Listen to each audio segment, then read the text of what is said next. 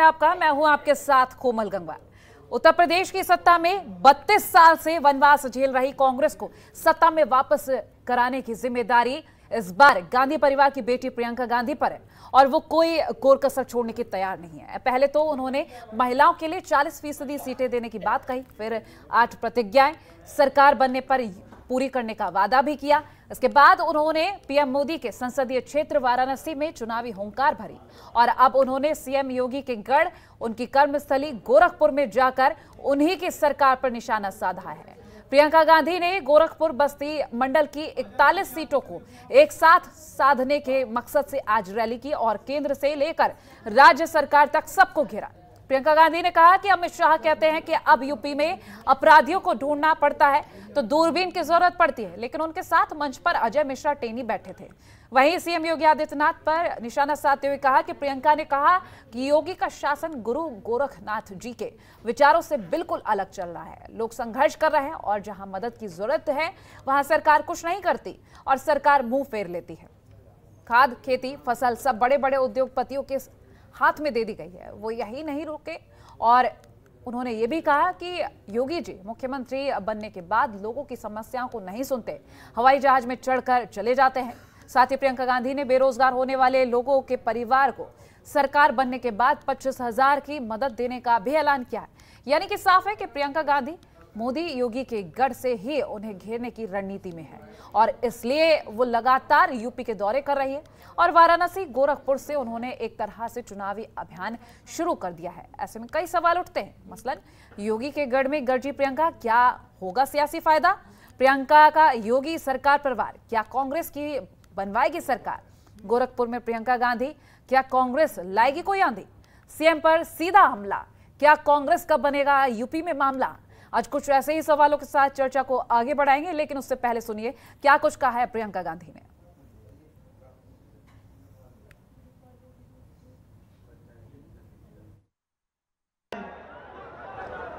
आप सब जानते ही हैं कि पिछले 7 सालों में जब से केंद्र की सरकार, भाजपा की सरकार केंद्र में आई है, तब से तमाम परिवारों की आय घटी है। देश का किसान हर दिन सिर्फ 27 रुपए कमाता है और प्रधानमंत्री जी के खरबपति मित्र एक दिन में 1000 करोड़ रुपए कमाते हैं। जब आपके लोन माफी की बात होती है तो सरकार कहती है पैसा नहीं है। उनके लोन कब से माफ किए हुए हैं आप उनसे पूछिए। सारी संपत्तियां इन्होंने बेच डाली हैं। कांग्रेस ने रेलवे बनाए, हवाई अड्डा, सड़कें, सब कुछ आपको बना कर दिया। एक एक करके सारा बेच रहे हैं। कहते हैं कि 70 सालों में क्या किया? मैं कहती हूं कि 70 साल की मैं। तो प्रियंका गांधी पहले चुनावी रैली को संबोधित करती हुई नजर आ रही थी, लेकिन इसी के साथ आपको ये भी बता दें कि उन्होंने योगी मोदी के रण से चुनावी रैलियों की शुरुआत की है। और ऐसे में अगर हम बात कर रहे हैं वाराणसी और गोरखपुर की, तो साफ नजर आ रहा है कि कांग्रेस को जिताने की हर मुमकिन कोशिश की जा रही है। 32 साल से वनवास झेल रही कांग्रेस को सत्ता में वापस लाने की कोशिश और जिम्मेदारी सिर्फ और सिर्फ कांग्रेस महासचिव प्रियंका गांधी वाड्रा के कंधों पर।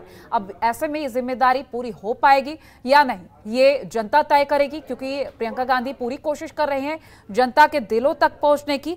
लेकिन क्या ये काम आएगा या फिर इसी तरह से फिर से मेहनत करनी पड़ेगी? क्योंकि लगातार अगर हम देख रहे हैं तो हर राजनीतिक दल अपनी तरफ से कोशिश कर रहा है, फिर चाहे वो बीजेपी हो, फिर चाहे वो सपा हो, फिर चाहे वो बसपा हो, फिर चाहे वो कांग्रेस ही क्यों ना हो। और आम आदमी पार्टी की भी बात कर लें तो दिल्ली की तर्ज पर विकास करने की बात कही जाती है। ये तमाम दल है जो अपनी तरफ से कोशिश कर रहे हैं कि चुनाव में किस तरह से जीत अपने नाम दर्ज की जाए। फिलहाल इन्हीं कुछ सवालों के साथ चर्चा को हम आगे बढ़ाएंगे। हमारे साथ खास पैनल जुड़ गया है। बीजेपी प्रवक्ता अशोक पांडे जुड़ गए हैं, कांग्रेस प्रवक्ता विकास श्रीवास्तव जुड़ गए हैं और सपा प्रवक्ता डॉक्टर अभिषेक राय जी जुड़ गए हैं। बहुत स्वागत है आपका जनतंत्र टीवी पर।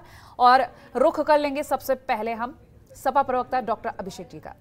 डॉक्टर अभिषेक जी, कांग्रेस 32 साल के वनवास के बाद कोशिश में लगी है कि ये वनवास अब खत्म हो, और ऐसे में अगर हम कोशिशें देख रहे हैं, कम नहीं है, बहुत ज्यादा कोशिशें हैं, क्योंकि जनता के दिलों तक पहुंचने की कोशिश की जा रही है कांग्रेस की तरफ से। क्या कुछ कहेंगे?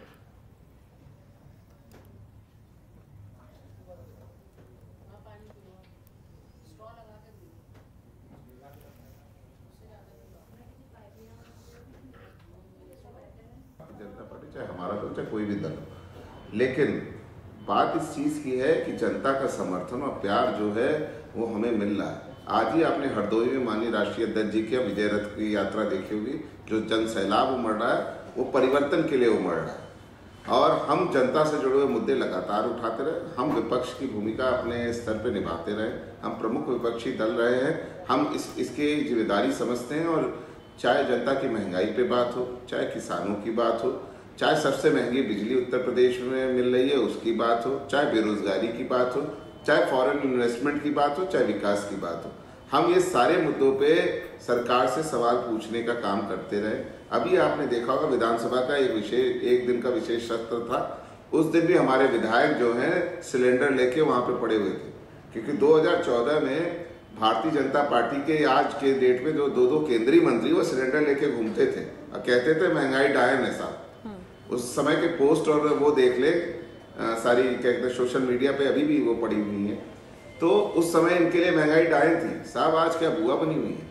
आज गरीबों को थाली से निवाला गायब हो गया, सरसों का तेल महंगा हो गया, रोटी महंगी हो गई, रोटी गायब हो गई, महंगी क्या कहूँ गायब हो गई। तो ये इंफ्रास्ट्रक्चर जो ये कहते हैं, अभी हम पता चला कि आजमगढ़ में विश्वविद्यालय 13 तारीख को शिलान्यास होने वाला। साहब जब 4.5 साल कुंभकर्णी नींद सो रहे थे आपने 10 विश्व स्तरीय विश्वविद्यालय देने का वादा किया था। अब चुनाव में 60 दिन भी आचार संहिता लगने में नहीं बचे। आप 68 लाख स्मार्टफोन देने की बात करो, जब हमारा आजमगढ़ में टैबलेट बटा। तो साहब हम एग्जाम्पल से लीड करते हैं, वी लीड बाय एग्जाम्पल्स। तो हमने अपना काम जो करके दिखाया, जनता उस चीज को समझ रही। इन्होंने जो झूठे जुमले देके 2017 में जनता को बदलाया था और सारी जनता ने इनको अपूर्व प्यार दिया। 325 विधायक जिताए और 64 सांसद इनके जिताए 2019 में। उसके बावजूद भी इन लोगों ने उत्तर प्रदेश के साथ उचित न्याय नहीं किया। जनता ने 21 के चुनाव में इनको जवाब दिया है, जहां त्रिस्तरीय पंचायत चुनाव में समाजवादी पार्टी नंबर 1 बन के निकली है। और दोबारा 22 में भी जनता का पूर्ण समर्थन और आशीर्वाद हमें मिलने जा रहा है। हम सरकार में आने जा रहे हैं, इसका हमें पूर्ण विश्वास है। चलिए कांग्रेस प्रवक्ता का रुख कर लेते हैं हम, जहां विकास जी हमारे साथ जुड़े हैं। विकास जी, कांग्रेस की तरफ से पुरजोर कोशिश की जा रही है। फिलहाल हम कांग्रेस महासचिव को देख रहे हैं, लगातार वो हर जन तक पहुंचने की कोशिश कर रहे हैं। लेकिन वाराणसी और गोरखपुर की जब हम बात करते हैं, क्या लग रहा है आपको कि यहाँ से ये जो रैलियां की जा रही हैं या लोगों तक पहुंचने की कोशिश की जा रही, कुछ मदद मिल पाएगी इलेक्शंस में? उत्तर प्रदेश में भाजपा की मौजूदा सरकार और सपा बसपा के कुशासन और भ्रष्टाचार से आज उत्तर प्रदेश विकास के पायदान में सबसे नीचे चला गया है और अपराध और भ्रष्टाचार के मामले में नंबर 1 हो गया है।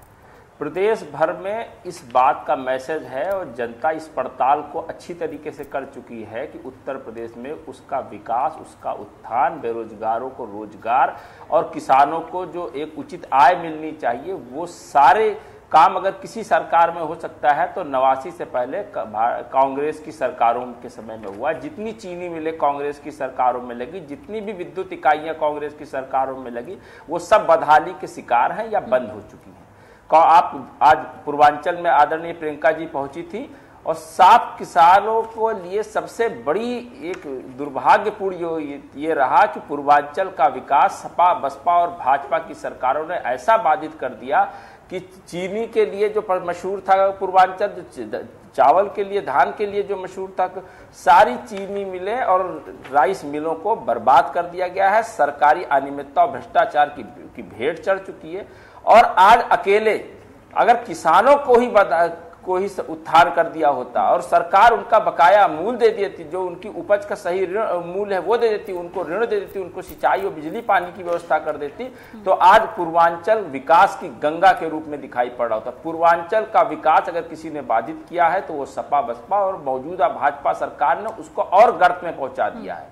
कांग्रेस का एक वर्कर इन आवाज को लेकर पंचायतों में और चौपालों पे जा रहा है। और हमारी जो किसने बिगाड़ा उत्तर प्रदेश, वो जो हमारा मिशन है, उसको लेकर जब सवाल खड़ा करता है तो गांव की जनता और आम जनमानस, सुंदूर गांव के कोने कोने से जो लोग हैं वो सब स्वयं बता रहे हैं कि खाद का मूल्य बढ़ा, बिजली का मूल्य बढ़ा, डीजल पेट्रोल का मूल्य बढ़ा और खेती की उपज का सही मूल्य ना मिल पाना, और इसके बाद उनकी फसलों का जो ऋण है वो चाहे चीनी मिल हो, चाहे वो सरकारी योजनाएं हो, उसमें उनको डायरेक्ट जो उनको पैसा मिलना चाहिए उसमें भी अनियमितता और भ्रष्टाचार हो रहा है।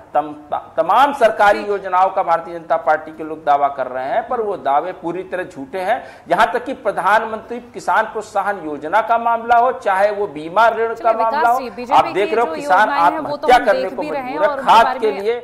जानेंगे भी, अभी कुछ लाइनों में खड़े खड़े भूखे प्यासे मर गए, पर उनको आधे से रेट में जो हमें खाद देते थे उसका आज वो 2-3 गुना रेट हो चुका है। ठीक, ये योजनाएं जो आप बता रहे हैं इनके बारे में हम जानेंगे। बीजेपी प्रवक्ता है, उनसे ही ये सवाल हम ले लेंगे, लेकिन जो प्रतिज्ञाएं हैं आपकी उनके बारे में मेरे पास काफी सारे सवाल है, लेकिन मेरे पास अभी बीजेपी प्रवक्ता के लिए कुछ सवाल है। अशोक जी, जिस तरह से कांग्रेस लगातार आरोप लगा रही है कि कई सारी योजनाएं लेकिन वो कारगर साबित होती नजर नहीं आई, सपा प्रवक्ता को भी आपने सुना होगा, लेकिन जिस तरह से जनता को डिवाइड करने की बात कही जा रही, जिस तरह से महंगाई को लेकर बात कही जा रही कि आम जनता की थाली से रोटी दूर होती नजर आ रही है, गाड़ी ले लेते हैं खून पसीने की कमाई से लोग, लेकिन आखिर वो पेट्रोल कैसे भराएं?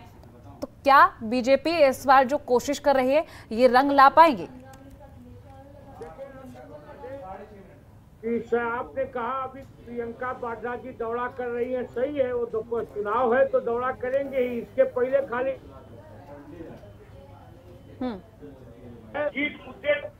जीत मुद्दे पे वो उन्हीं दूसरे प्रदेशों में वो और खराब स्थिति है, महिलाओं की स्थिति पर आंसू बहा रही है। राजस्थान में एक लड़की के साथ बलात्कार हुआ, उसके पैर को काट के अपराधियों ने फेंक दिया। सबसे ज्यादा बलात्कार की घटनाएं राजस्थान में हो रही हैं, वहाँ वो नहीं जाएंगी। उनका एक एमएलए मध्य प्रदेश का बलात्कार में फरार है, उसके बारे में नहीं बोलेंगी। छत्तीसगढ़ जो अपराध में नंबर 1 पर है, उसका बघेला उत्तर प्रदेश में आके आंसू बहाएगा, वहाँ प्रियंका जी नहीं बोलेंगी। और सबसे बड़ी बात यह है कि इनको शायद नहीं पता कि गन्ना किसानों का बकाया हमने कर दिया है ज्यादा से ज्यादा, और हमने धान की खरीद सपा सरकार से 10 गुना ज्यादा हमने की है। और सबसे बड़ी बात है जो चीनी मिलों को बंद की बात है, हम अक्टूबर माह में ही पश्चिम और पूर्वांचल की चीनी मिलों को हमने खोलने का काम किया है, जरा इस पर भी ध्यान दें। और समाजवादी पार्टी के साथी बोल रहे थे, उत्तर प्रदेश में अपराध का जो राजनीतिकरण अगर किसी दल ने किया है तो समाजवादी पार्टी ने किया है। इनके राज में मुख्तार अंसारी महान गांधीवादी विचारक हैं, इनके राज में गायत्री प्रजापति मंत्र का जाप मुलायम सिंह लगातार करते अशोक जी, हैं। ठीक अपने है, बेटे को छोड़ेंगे जबकि गायत्री प्रजापति मंत्र मेरा बस ये इतना ही कहना। अभिषेक जी, मैं लौटूंगी आपके पास, ठीक है, आप बने रहिए। इस बीच वक्त हो चला एक छोटे से ब्रेक का, ब्रेक के बाद लौटूंगी तो अभिषेक जी आप ही के पास आऊंगी सीधा, और आपसे मेरा यही सवाल रहेगा अशोक जी ब्रेक के बाद की अगर दूसरे राज्यों की बात की जा रही तो अपने राज्यों की भी बात कर ली जाए। चर्चा को आगे बढ़ाएंगे और सीधा रुख करेंगे सपा प्रवक्ता डॉक्टर अभिषेक राय जी का। डॉक्टर अभिषेक, लगातार कई सवाल खड़े हो रहे हैं, फिलहाल सपा की तरफ से कई चीजें कही जाती है, महंगाई को लेकर कई तथ्य रखे जाते हैं, मान लिया महंगाई बहुत ज्यादा बढ़ी है, लेकिन मेरा यही सवाल रहता है कि जो भी महंगाई को लेकर सवाल करता है, क्या वो गारंटी दे सकता है कि उसकी सरकार आएगी तो महंगाई कम हो जाएगी? कोमल जी, सबसे पहले तो मैं आपके सवाल का भी जवाब देता हूँ। सबसे पहले मैं अपने भाजपा के वरिष्ठ प्रवक्ता, हमारे मित्र, बड़े भाई, उनके सवालों को कुछ जवाब देना जरूर चाहूँगा। अभी वो बातें कर रहे थे ना कि माफिया और सारी बात, हम तो मांग करते हैं, प्रमुख विपक्षी दल है, आपसे मांग करते हैं, विधानसभा से लेकर हर जगह हमने मांग करी है, प्रेस कॉन्फ्रेंसेस में भी हमने मांग करी है कि प्लीज आप टॉप 10 माफियाओं की लिस्ट निकाल दें। जो बनारस से लेके जौनपुर में बड़ी बड़ी टिकनियां आप जेल में भेजते हो, जिनको एमएलसी बनाते हो, तो सबको पता चल जाएगा टॉप 10 माफियाओं में कौन कहाँ है। एडीए की रिपोर्ट देख लें, उत्तर प्रदेश के 37% से ज्यादा भारतीय जनता पार्टी के विधायकों और सांसदों पे 2 से ज्यादा आपराधिक मुकदमे। कल माननीय गृह मंत्री जी दूरबीन लेके खोज रहे थे, बगल में आपने बगल में छोरा और शहर में ढिंडोरा। अजय मिश्रा टेनी जी ने कहा कि साहब आप मेरा इतिहास जान लो। सारे मीडिया चैनलों ने उनका इतिहास जान लिया है और सारी दुनिया उससे एकदम परिपक्व है कि वो क्या कहते हैं। कुलदीप सेंगर को ये भूले नहीं होंगे, साक्षी महाराज को ये भूले नहीं होंगे, और स्वयं मुख्यमंत्री जी ने उनके ऊपर कैसे मुकदमे थे उन्होंने आके हटा दिया। तो ये सबको पता है। आप प्लीज ना जनता को बदलाने की कोशिश ना करें। दूसरी बात, अब कोमल जी मैं आपके सवाल पे आता हूँ कि महंगाई कैसे कम करेंगे। जैसे पेट्रोल पंपों में आप देख रही हैं बड़े बड़े होर्डिंग लगे हैं, होर्डिंग कहीं सरकार के टैक्स पेयर्स के पैसे की होर्डिंग लग रही है। आप जाति बताने के लिए कि हमने कितने मंत्री को वो बना दिया, किस जाति के मंत्री को बना दिया, आप उसकी होर्डिंग ला रहे। साहब ये पैसा किसका है? आपका पैसा है, ये सरकार देश की जनता का पैसा है, टैक्स पेयर्स का पैसा है। आपने प्रयास किया होता उससे आप कम कर देते। आप पेट्रोल और डीजल को क्यों नहीं जीएसटी के दायरे में ले आते? जीएसटी के दायरे में ले आओ। क्यों इतना टैक्स आप जनता के ऊपर ठोक रहे? ये सरकार जनता को चूसने का काम कर रही है और प्राइवेटाइजेशन का काम कर रही है। इनके दो मित्र हैं, सबको पता है, नाम नहीं लेना चाहूंगा, बड़े बड़े उद्योगपति हैं। सारे एयरपोर्ट्स उनके नाम पे दिए जा रहे हैं, प्राइवेटाइज किया जा रहा है। अभी बिजली का निजीकरण होने की बात हो रही है, इसीलिए कोयला संकट है। माननीय मुख्यमंत्री जी को अपने मुखबंद से कहना पड़ रहा है, 7 त्योहार है उत्तर प्रदेश में। मैं अधिकारियों को आदेश देता हूं कि शाम 6 बजे से सुबह 7 बजे तक बिजली नहीं कटेगी। 5 पावर हाउसेस के नाम बता दें जो भारतीय जनता पार्टी ने बनाए इस सरकार में, या उसका शिलान्यास ही कर दिया हो। मैं उद्घाटन की तो बात ही नहीं, इनसे उम्मीद नहीं करता, शिलान्यास कर दिया। ये जुमलों की सरकार है और जनता बहुत अच्छे से समझी है। चलिए आज अगर बीजेपी से हटके हम कांग्रेस को लेकर बात कर लेते हैं। अभिषेक जी, अभिषेक जी, बीजेपी को साइड में रखकर अगर हम कांग्रेस को लेकर बात करें, क्योंकि कांग्रेस अपनी तरफ से हर कोशिश कर रही है। वाराणसी, पीएम मोदी का गढ़, गोरखपुर की अगर हम बात कर ले तो हर जगह कांग्रेस कोशिश कर रही है कि उनका एक वहां पर पैठ बैठ जाए। लेकिन अगर आपसे मैं विचार लेना चाहूं, आज जिस तरह से प्रियंका गांधी वाड्रा ने संबोधन दिया और महिलाओं को लेकर सीट रिजर्व करने की बात कही, 8 प्रतिज्ञाएं उनके सामने आई, क्या आप इसको किस तरह से लेते हैं? क्या फायदेमंद साबित होगी? देखिए, प्रियंका जी बहुत बड़ी नेता है, मैं उन पर टिप्पणी नहीं कर सकता। बहुत सीधी सी बात है, कांग्रेस एक राष्ट्रीय दल है और वो अपना प्रयास कर रहे हैं और उनको अपना संगठन उत्तर प्रदेश में मजबूत करना है। उसके लिए माननीय प्रियंका जी अपने स्तर पे काम कर रही हैं और जनता का आशीर्वाद किसको मिल रहा है ये सबने देखा है। अभी पंचायत चुनाव में उसका आईना दिखाने काम किया, जहां समाजवादी पार्टी नंबर 1 बन के निकली है। कौन सा दल कहाँ था, मुझे किसी के लिए कुछ कहना ना। माननीय प्रियंका जी का हम बहुत सम्मान करते हैं और वो लेकिन अभिषेक जी, कभी कभी ऐसा होता है कि टेस्ट मैचेस खेलते रह जाते हैं, जीत जाते हैं, लेकिन वर्ल्ड कप में आते आते हार जाते हैं, तो वो भी, उस पर भी ध्यान रखना विशेष जरूरी है। चलिए, हम नहीं हारे, वो तो चलिए, मैं इसके लिए मैं आपको एक चीज की कोमल जी, इस चीज के लिए ना मैं आपको एक चीज बता रहा हूँ। हम बूथ लेवल पे बहुत मजबूत हैं। आप हमारे साथ, जनता का जो प्यार, जो समर्थन हमें मिल रहा है, हम बहुत मजबूत हैं। हमारे यहाँ आप देख रही है रोज नेताओं की भीड़ लगे ज्वाइनिंग के लिए। चलिए, इंतजार रहेगा इस चुनावी वर्ल्ड कप का कि आखिर किसके हाथ ये जीत लगती है। विकास जी, हमने बीजेपी और सपा की टिप्पणियां ले ली, फाइनल कमेंट के रूप में आपकी टिप्पणी क्या रहेगी? सरकार ने प्रदेश की अर्थव्यवस्था को एकदम चौपट कर दिया है। प्रदेश की विकास की दर जो है माइनस में चली गई है और योगी सरकार ने अपनी फिजूल खर्ची और फर्जी योजनाओं के में इतना पैसा कर्जा ले लिया है कि आज 1.25 लाख रुपए कर्जा हो, ये लगातार बढ़ रहा है। और उत्तर प्रदेश के जो है 21 राज्यों में आज 20वें स्थान पे है राज्य निवेश क्षमता के मामले में, और 19 के आंकड़े के अनुसार आज उत्तर प्रदेश के छोटे और मध्यम दर्जे के करीब 68,000 उद्योग धंधे बंद हो चुके हैं। कोरोना काल में जितनी भी कांग्रेस के कार्यकाल में 70 वर्षों के जो कार्यकाल का ये हम पर दावा करते हैं कि हमने 70 साल शासन किया, फिरोजाबाद का चूड़ी उद्योग हो, चाहे वाराणसी का सिल्क बाजार वाला कारोबार हो, भदोई का कालीन उद्योग हो, आगरा कानपुर का लेदर उद्योग हो, सहारनपुर का लकड़ी उद्योग हो, सबकी हालत पतली है। चिकनकारी लखनऊ का मामला हो, तमाम सारे लोग बेरोजगार हुए हैं और उद्योग धंधों के लिए सरकार ने हाथ खड़े कर दिए हैं, लघु उद्योगों की कमर तोड़ दी है और उत्तर प्रदेश आर्थिक रूप की व्यवस्था जो है पूरी तरह चरमरा चुकी है। और सरकार झूठे बड़े बड़े करोड़ों रुपए के विज्ञापन लगा रही है। 1000 करोड़ का विज्ञापन उत्तर प्रदेश की सरकार ने अकेले खर्च किया है केवल झूठ परोसने के लिए। और उनके पास तस्वीर क्या है, कलकत्ता का एलिवेटेड ब्रिज, अमेरिका की फैक्ट्री, सच्चाई आप सबके सामने है। और ये ठीक है, आप बने रहिए हमारे साथ। बीजेपी प्रवक्ता ये भारतीय अशोक जी का फाइनल कमेंट ले लेते हैं। अशोक जी, आपका फाइनल कमेंट। योगी जी की सरकार थी तो 12वां नंबर पर था उत्तर प्रदेश उद्योग लगाने में। योगी जी ने विश्वास जीता उन व्यापारियों का। आज बिचौलिए नहीं है, आज गुंडागर्दी नहीं है, दरोगा राज नहीं है। आज दूसरे नंबर पर उत्तर प्रदेश है। व्यापारी अपना व्यापार लगाने को तैयार है उत्तर प्रदेश में, क्योंकि हमने उन मामले में उत्तर प्रदेश 21 राज्यों में से 20वें स्थान पर आ गया है आपके शासनकाल में। चलिए ठीक है, आरोप लगाने से कुछ नहीं होगा। चुनाव जब हो रहे हैं तो मतदान के वक्त ही पता चलेगा। आप सभी का बहुत शुक्रिया इस चर्चा का हिस्सा बनने के लिए।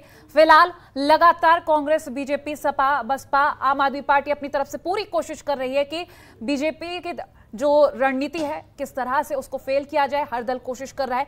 और साथ ही अगर हम बीजेपी की तैयारी को लेकर बात करें, वो तैयारियां भी नजर आ रही, लेकिन आने वाले वक्त में विधानसभा चुनाव में कौन सी पार्टी जीत हासिल करेगी ये फिलहाल जनता तय करेगी कि जनता अपना आशीर्वाद किस दल को दे रही है। लेकिन हर दल को यही कोशिश करनी चाहिए कि विकास आखिर किस तरह से की जाए, क्योंकि आरोप प्रत्यारोप का सिलसिला तो यूं ही चलता रहेगा।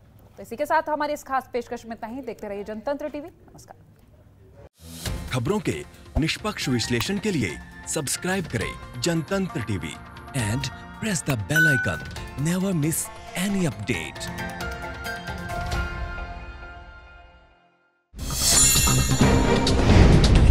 डाउनलोड कीजिए जनतंत्र टीवी ऐप को, जो कि अवेलेबल है गूगल प्ले और ऐप स्टोर पर। अधिक जानकारी के लिए अभी डाउनलोड करें।